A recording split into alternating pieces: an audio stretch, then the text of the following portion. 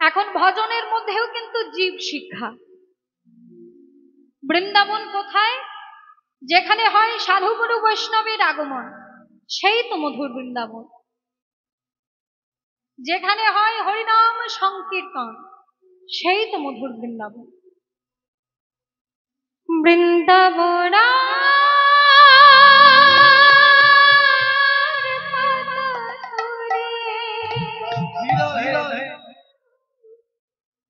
খুঁজে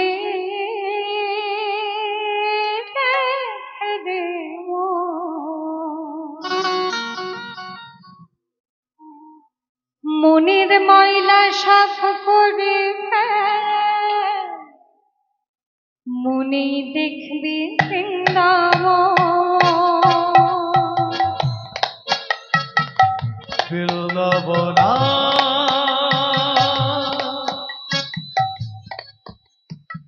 কত দূরে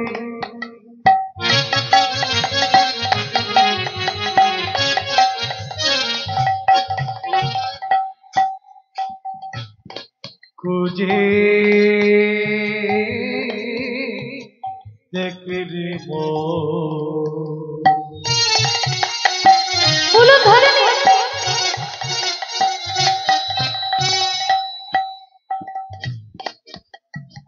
মনের ময়লা সব করে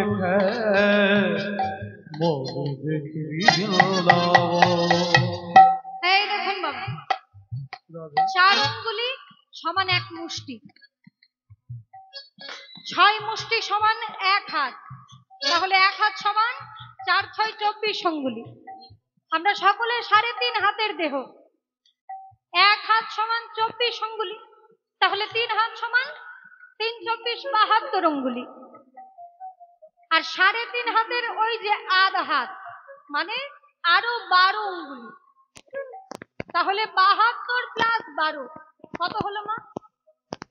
84। আমরা কি বলি? 84 ক্রোশ বৃন্দাবন। তাহলে এখানেই সব কিছু আছে, একটু খুঁজে দেখতে হবে। বৃন্দাবন কত দূরে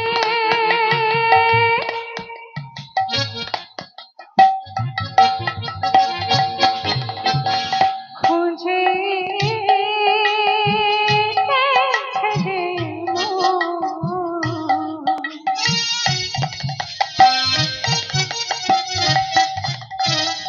মনের ময়লা সাফ করে মনে দেখবি বৃন্দাবন কত দূরে দূরে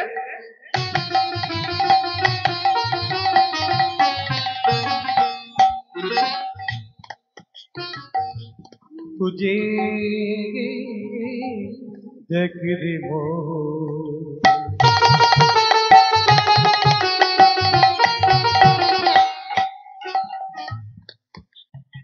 মনের ময়লা সাফ করে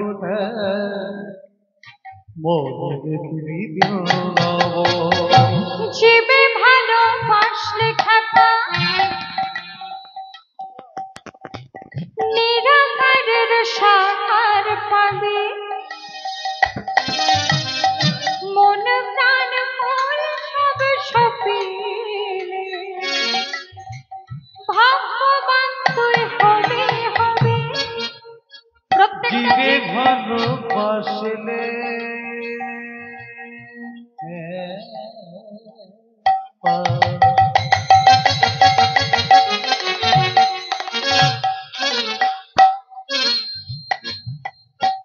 নিরাকারে শাখা পাবি,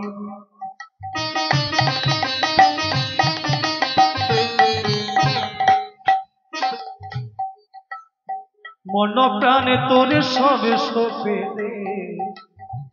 ভাগ্যবান তুই হবি হবি।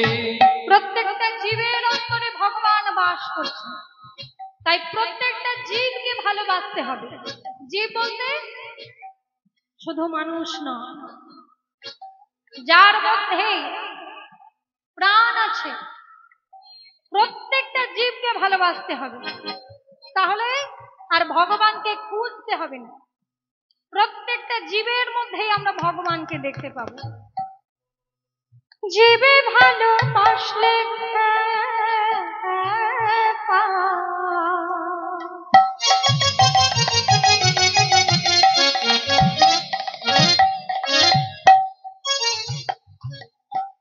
জীবে ভালোবাসলে খাতা নিরাকারের সাহার পাবে, মন প্রাণ মন সব সপে ভগবান তুই হবি হবে। ওরে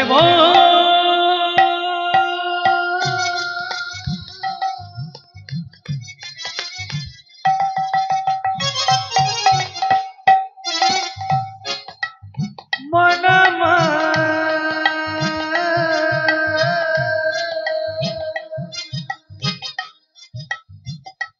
মনমা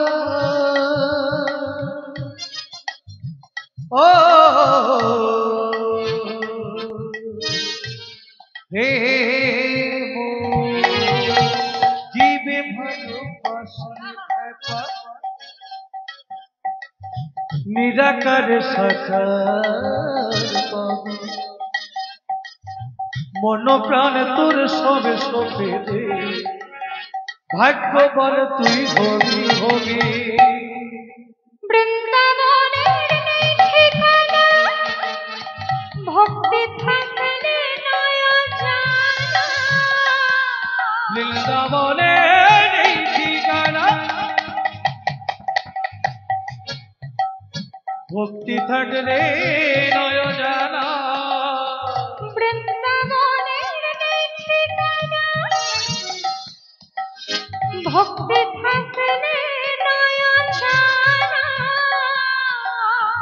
বৃন্দাবনে এই ঠিকানা, ভক্তি থাকলে নয় জানা। এইখানেতে বসে বসে দিবারাতার পরশর। বৃন্দাবনে কার জয়ধ্বনি হয়? রাধা রানী। সকলে দুটি বাহু তুলে বলুন, রাধা রানী কি, রাধা রানী কি, রাধা রানী কি। বলো রাধে রাধে রাধে, বলো রাধে রাধে বলো রাধে। রাধে রাধে রাধে, বলো রাধে রাধে রাধে, বলো রাধে বলো ধরে নে। বলো রাধে রাধে রাধে, বলো রাধে রাধে রাধে, বলো রাধে রাধে রাধে। বলো রাধে রাধে রাধে, বলো রাধে রাধে রাধে। मन में बोलो राधे राधे, मन में बोलो राधे राधे, दिल से बोलो राधे राधे। राय बोल हरि बोल हरि बोलो राधे राधे, चले के बोलो राधे राधे, प्रेम से बोलो राधे राधे। मन में बोलो राधे राधे, मन में बोलो राधे राधे, दिल से बोलो राधे राधे। मन में बोलो राधे राधे, चले के बोलो राधे राधे, प्रेम से बोलो राधे राधे। राधे राधे राधे राधे, राधे राधे राधे राधे, राधे राधे राधे राधे। राधे राधे राधे राधे, राधे राधे राधे राधे, राधे राधे राधे राधे। राधे राधे राधे राधे, राधे राधे राधे राधे, राधे राधे राधे राधे। राधे राधे राधे राधे, राधे রাধে রাধে রাধে রাধে রাধে राधा रानी की, राधा रानी की, राधा रानी की। हृदेहमाद्यं सुलभं सुदुर्लभं लभं सुकल्पं गुरुकर्णाधारम् मायानुकूलेन नभस्वतेरेतम् पुमानुभवामि न तदे स्वात्मः।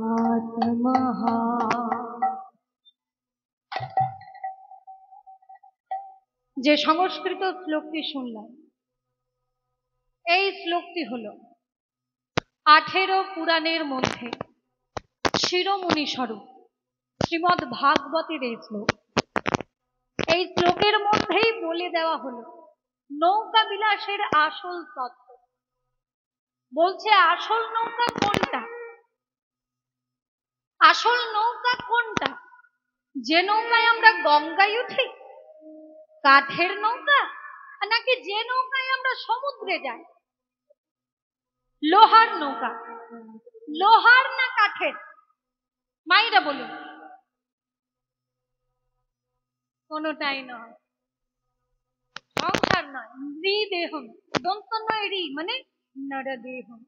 এই যে আমাদের দেহ, নৃদেহম, দন্ত নয় রি, মানে নৃ, নর, নরদেহম।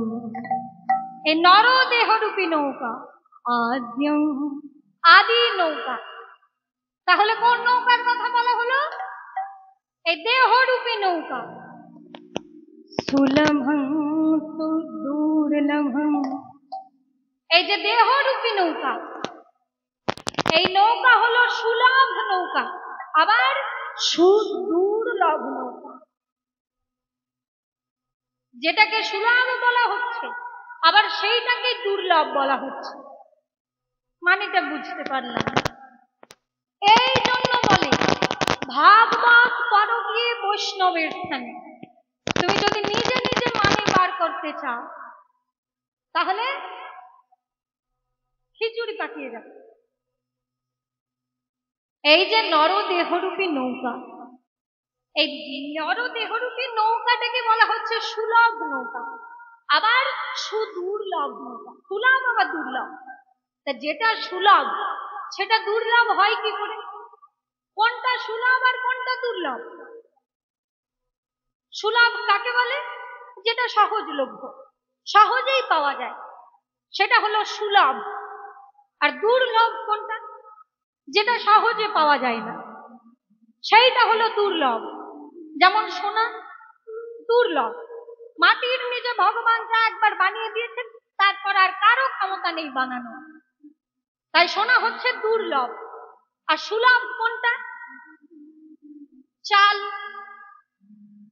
প্রতি বছরে অন্তত 2 বার চাষ হচ্ছে, তাহলে সুলভ আর দুর্লভ। যেটা সহজেই পাওয়া যায় সেটা হলো সুলভ, আর যেটা সহজে পাওয়া যায় না সেটা হলো দুর্লভ। এই যে নরদেহরূপী নৌকা, এই নরদেহরূপী নৌকাটাকে বলা হচ্ছে দুর্লভ। দুর্লভ কেন বলা হচ্ছে? মায়েরা মন দিয়ে শুনে। 80 লক্ষ জন্ম পার করে তবে 80 লক্ষ মৃত্যু হয়, তারপরেই 4 লক্ষ মনুষ্য জন্ম। 80 লক্ষ জন্ম মৃত্যু পার করে তারপরেই মানব জন্ম। এই মনুষ্য দেহ আমরা প্রাপ্ত হই। আপনারা হিসেবটা জানেন তো? 80 লক্ষ জন্ম পার করে 80 লক্ষ মৃত্যু হয় আমাদের, তারপরে এই নবজন্ম। স্থাবরং লক্ষবিংশতি নবলক্ষাংশ জলজা, কৃমিনাং রুদ্রলক্ষাংশ 10 লক্ষাংশ অণ্ডজা, 30 লক্ষ পশুনাঞ্চ 7 লক্ষাংশ মানবঃ। এই মনুষ্য জন্ম পাবার আগে $20,00,000 গাছপালা হলাম। স্থাবরাং লক্ষবিংশতি, 20,00,000 গাছপালা রূপে জন্মগ্রহণ করলাম। আম, জাম, জামরুল কত গাছ হয়েছে, কিন্তু মুক্তি পেলাম কবে জানো? যেদিন তুলসী বৃক্ষ রূপে আমার জন্ম হলো। এই তুলসী বৃক্ষ রূপে যখন আমাদের জন্ম হয়, তখন আমরা বৃক্ষ জন্ম থেকে উদ্ধার পেলাম। স্থাবরাং লক্ষবিংশতি নবলক্ষাংশ জলজা, 9,00,000 বার জলের মধ্যে জন্ম হয়।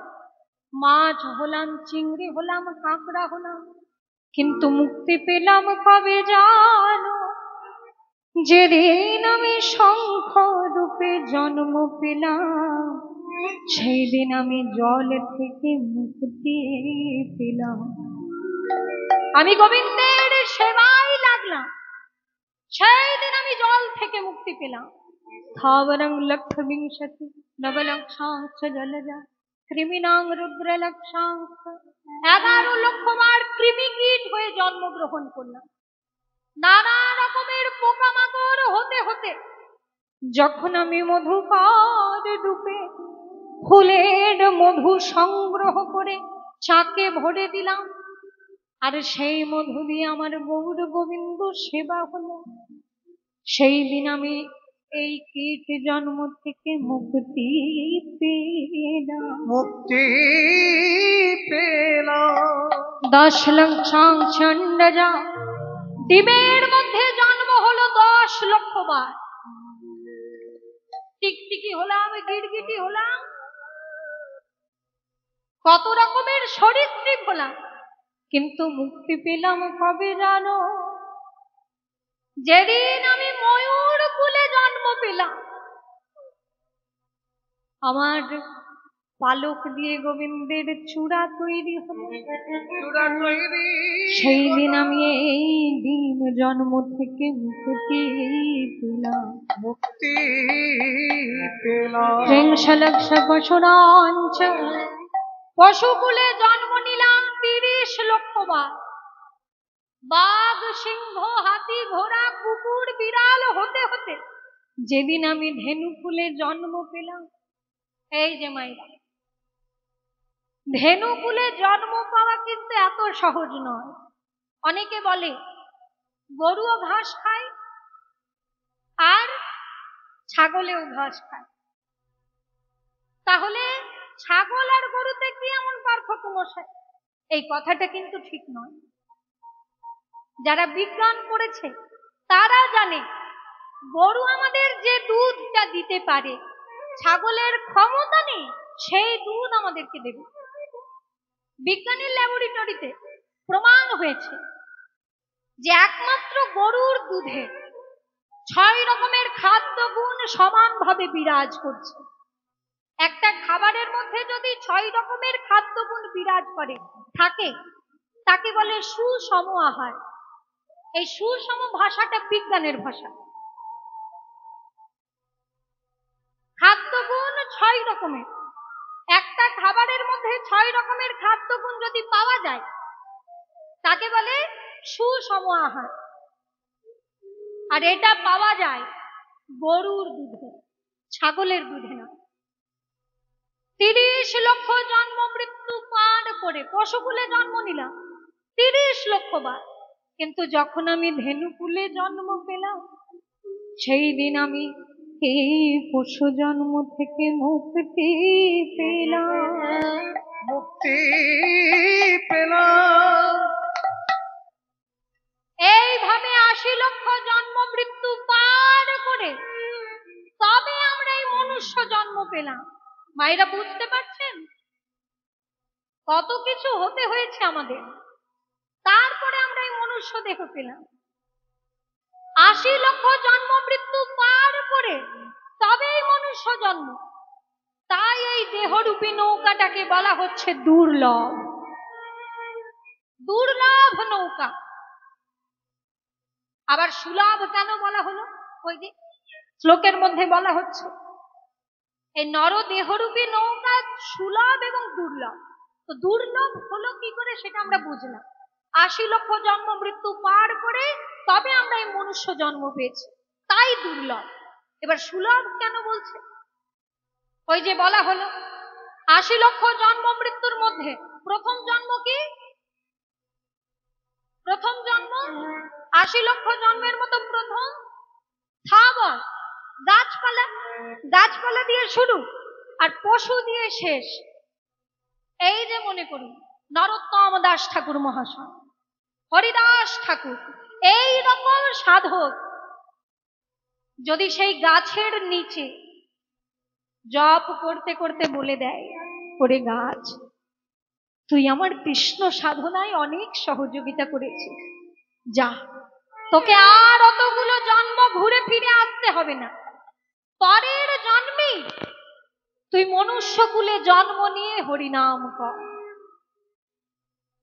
এই সাধুর মুখ দিয়ে যদি একবার বেরিয়ে যায় মা, তখন সেই গাছকে অতগুলো জন্ম ঘুরে ফিরে আসতে হবে না, পরের জন্মে সে মনুষ্যকুলে জন্ম নিয়ে হরিনাম করার সুযোগ পাবে।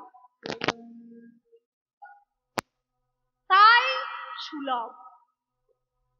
৮৪ লক্ষ জনের মধ্যে ৮০ লক্ষ জন্ম মৃত্যু করে আমরা মনুষ্য জন্ম পাই, তাই দুর্লভ। কিন্তু সাধু গুরু বৈষ্ণবের যদি কৃপা হয়ে যায়, তাহলে এই দুর্লভ মনুষ্য জন্ম সুলভ হয়ে যায়। হৃদেহমাত্যম সুলভং সুদুর্লভং লবং। লবং মানে নৌকা, ভেলা। সুকল্পম সুন্দর ভাবে সাজানো, কিন্তু গুরু কর্ণাধারম। এই দেহরূপী নৌকা যার তার হাতে ছেড়ে দিলে চলবে না, সুদক্ষ কাণ্ডারি চায়। আর সেই সুদক্ষ কাণ্ডারি হলেন তোমার গুরুদেব। আপনারা কারা সদ্গুরুর কৃপা পেয়েছেন একবার হাত দুটো তুলুন দেখি। দীক্ষা হয়েছে কাদের? বাহ। অনেকে বলে গুরুদেবের আবার কি দরকার, আমি তো মন্ত্র জপ করলেই মন্ত্রের ক্ষমতা প্রকাশ পাবে। মন্ত্রের তো একটা ক্ষমতা আছে, আমি যদি মন্ত্র জপ করি তাহলে মন্ত্রের ক্ষমতা আপনা আপনি প্রকাশ পাবে। গুরুদেবের আবার কি দরকার? গুরুদেব আবার মাঝখান থেকে খালি খালি ওই দক্ষিণা নেওয়ার জন্য বাড়িতে ঘুরঘুর করবে, আর গুরুদেব আসলে খাওয়াতে হবে। আবার গুরুদেব যদি রেগে যান তাহলে আর এক স্বরে সর্বনাশ। গুরুদেবের আবার কি দরকার? আমি তো মন্ত্র জপ করলেই মন্ত্রের ক্ষমতা প্রকাশ পাবে। সেই যে একটা ঘটনা আছে না, এই কথাটা একবার রামকৃষ্ণদেবকে বিবেকানন্দ করছে। গুরুদেবের আবার কি দরকার? আমি তো মন্ত্র জপ করলেই মন্ত্রের ক্ষমতা প্রকাশ পাবে। তখন রামকৃষ্ণদেব বললেন, শোন, ওই যে আদুরে একটা ভেলা যাচ্ছে, ডিঙি নৌকা, ওইটা কতক্ষণে চন্দননগর পৌঁছাবে? বলে ওইটা যেতে তো প্রায় ৬ ঘন্টা লাগবে। বলে বেশ, পাশেই আরেকটা জলযান যাচ্ছে, স্টিমার, ওইটা কতক্ষণে চন্দননগর পৌঁছাবে? বলে ওইটা আধ ঘন্টাতেই পৌঁছে যাবে। বলে এবার যদি আমি ডিঙি নৌকাটাকে স্টিমারের সঙ্গে বেঁধে দিই তখন কি হবে? বলে ঠাকুর, ওই ডিঙি নৌকাটাকে স্টিমারের সঙ্গে যদি বেঁধে দেওয়া হয় তাহলে স্টিমারের গতিতে এগিয়ে যাবে। ৬ ঘন্টা লাগতো, আধ ঘন্টাতেই পৌঁছে যাবে। এইটা বুঝতে পারছো না? বলে এইটা আমি বুঝেছি, কিন্তু তুই বুঝিসনি। ডিঙি নৌকা নিজের ক্ষমতায় গেলে পরে সে যেমন ৬ ঘন্টা পর পৌঁছাবে, কিন্তু স্টিমারের সঙ্গে যদি তার যোগ থাকে সে যেমন আধ ঘন্টাতেই পৌঁছে যাবে। ঠিক তেমনি তুমি এই মন্ত্র জপ করে কবে সাধনায় সিদ্ধি লাভ করবে তার কোনো ঠিক ঠিকানা নেই, কিন্তু সৎ গুরুর যদি তুমি চরণ সান্নিধ্য করো, সৎ গুরুর যদি কৃপা তুমি পাও, অনায়াসে একদিন গোবিন্দ চরণ পেয়ে যাবে। যাহার প্রসাদে ভাই এ ভব তরিয়া যায়, কৃষ্ণ প্রাপ্তি হয় যাহা হইতে। যাহার প্রসাদে পাই, এ ভাব তরিয়া যায়। যাহার প্রসাদে হয়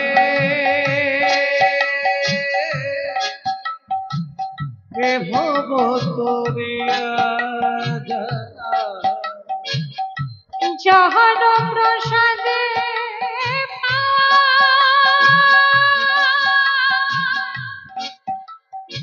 এ ভাব তরিয়া যায়। যাহার প্রসাদে এ ভাব তরিয়া ওরে যায়।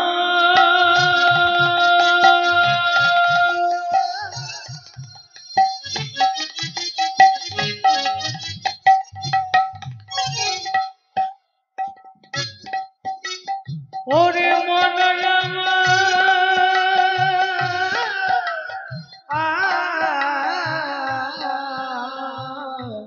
ও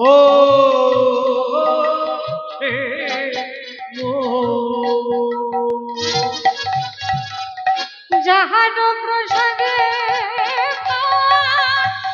এ ভব তরিয়া যায়।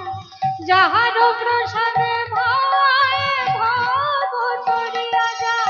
যাহার প্রসাদে হয় এ ভব তরিয়া যায়। যাহার প্রসাদে হয় এ ভব তরিয়া যায়। তাই সৎগুরুর যদি কৃপা পাওয়া যায়, অনায়াসে একদিন গোবিন্দ চরণ লাভ করতে পারা যায়। হৃদেহমান্ত্যম সুলভং সুদুর্লভং লবং সুকল্পম গুরুকর্ণাধারম মায়ানুকূলেন নভস্বতে রেতম